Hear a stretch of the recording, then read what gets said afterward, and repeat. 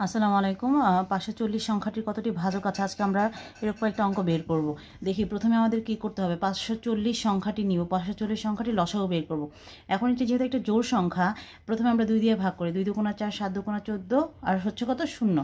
আবার যেহেতু এটা জোড় সংখ্যা 2 দিয়ে ভাগ করি, 2 একে 2, 3 দুগুণা কত 6, 5 দুগুণা কত 10।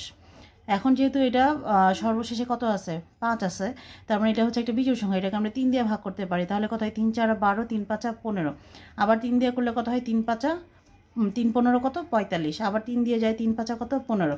তাহলে সুতরাং 540 সংখ্যাটির লসাগু কত হবে, সুতরাং 40 সংখ্যাটির লসাগু সমান সমান কত দেখি, এই যে দেখেন 2 2 2 গুণ 2 গুণ 3 গুণ 3 গুণ 3 গুণ 5, ঠিক আছে। তাহলে আমাদের এখানে 2 কয়টা আছে, 2টা। তাহলে আমি এরকম 2 এর উপর পাওয়ার 2 দিতে পারি।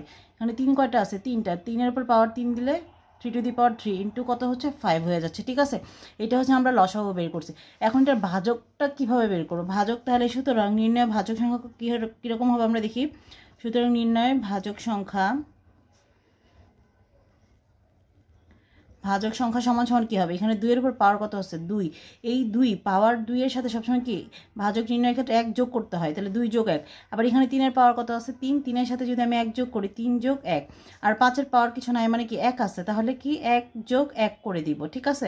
তাহলে কত হচ্ছে 2 আর 1 যোগ করলে কত হয় 3 গুণ 3 আর 1 কত 4 গুণ 1, 1 আর 1 কত 2, তাহলে কত হয় 3 4 কত 12, 12 দুগুণা কত 24।